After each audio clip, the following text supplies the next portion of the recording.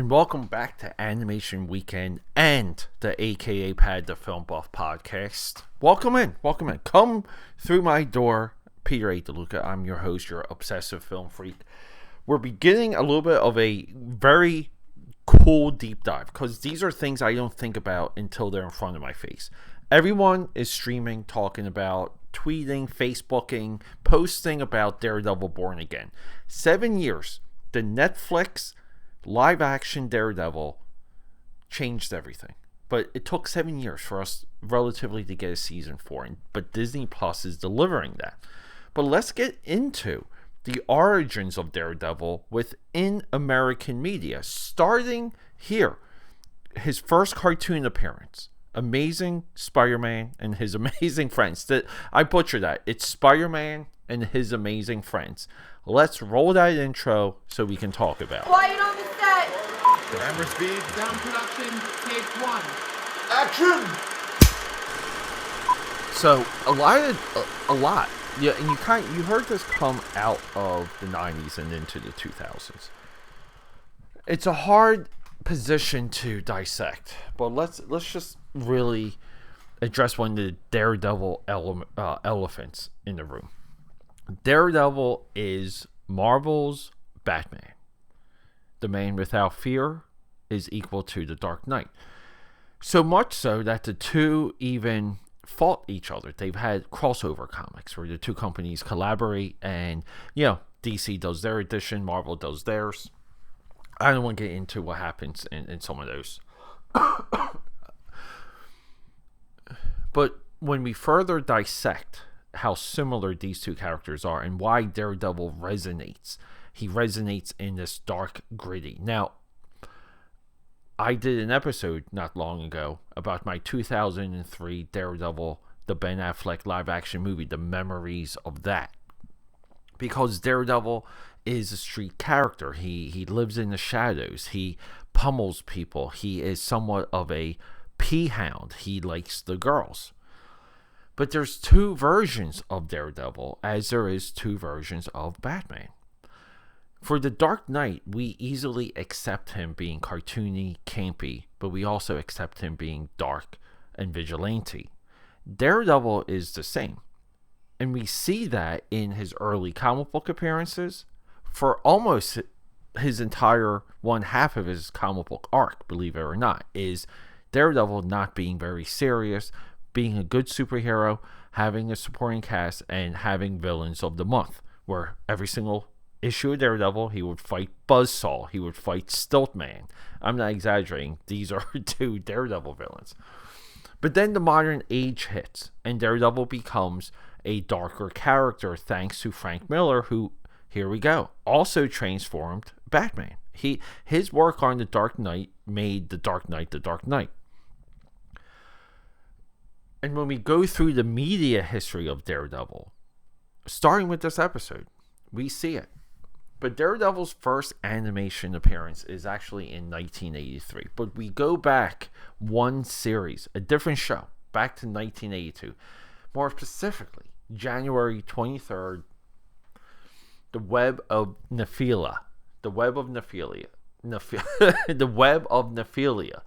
Episode 20 of the predecessor of this series, Spider-Man. The cartoon. It's Spider-Man, the cartoon, 1981-1982. Episode 20 essentially tells the tale of a doctor trying to reverse engineer good old Webhead. So he studies him and he's obsessed.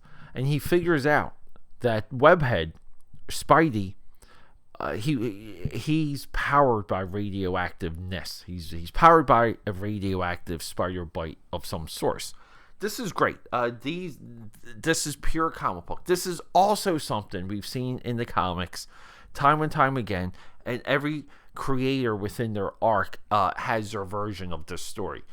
I feel this version is one of the best, though. Yeah, so Spider-Man basically fights a dynamic opposite of himself. But the twist is the mutation of the Doctor in this episode transforms him into, he's a little bit of a centaur. His upper body is human, even though he's got spidery, evil features for his face, but the rest of his body is arachnid. And trust me, it's creepy, it's scary. It did freak me out when I saw it as a kid.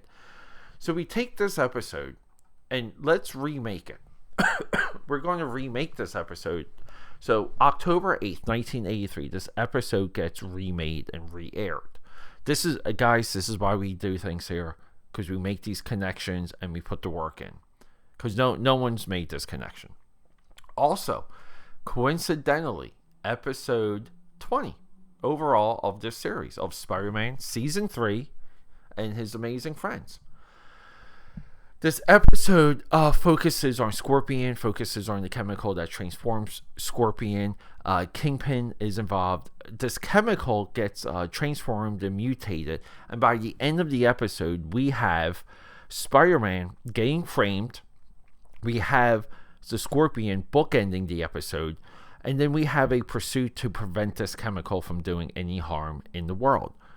But right smack in the middle, we get Peter Parker, and this flows into how amazing this flows into the 90s series where Peter Parker, someone gets framed, he needs a lawyer, he needs to talk to a judge, and who is the lawyer? Well, in this episode, it's Matt Murdock. On this episode thumbnail, I featured one of the few shots we have. We only have a little bit of a glimpse of Matt Murdock as Daredevil. Matt Murdock is more of a character in this episode than Daredevil. We have a wonderful zoom.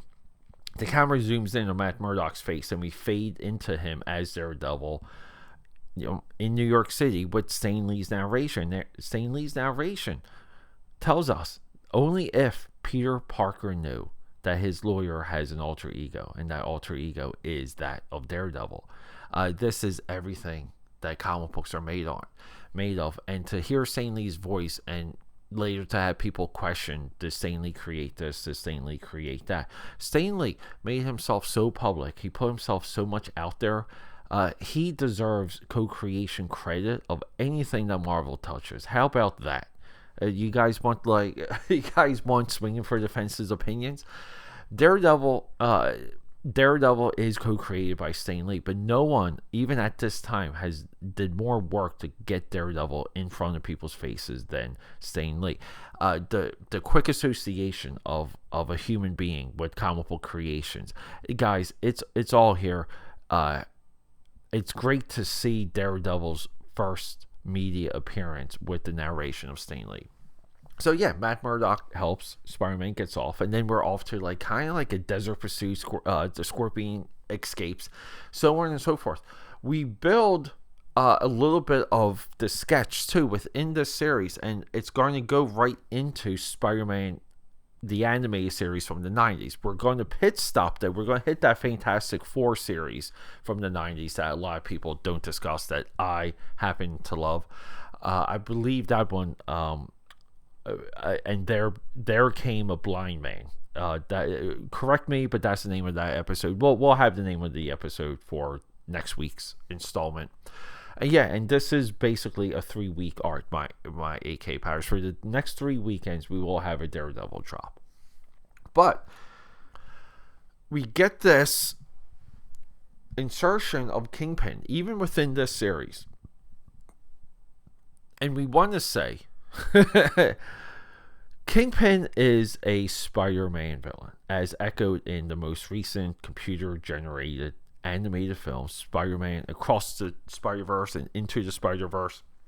Kingpin is a villain of Spidey, but Kingpin was hijacked by Frank Miller because Frank Miller did this boiled down, heart-wrenched, ruthless villain version, gangster villain version of Kingpin.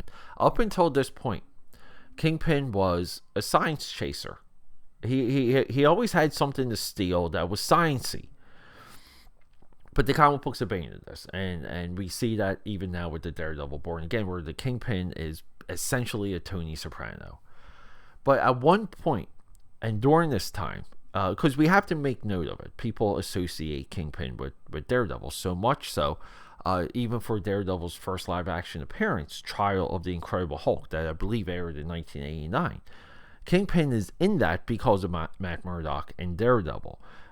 because of that close association. But during this time, let it be said that Kingpin is a Spidey villain.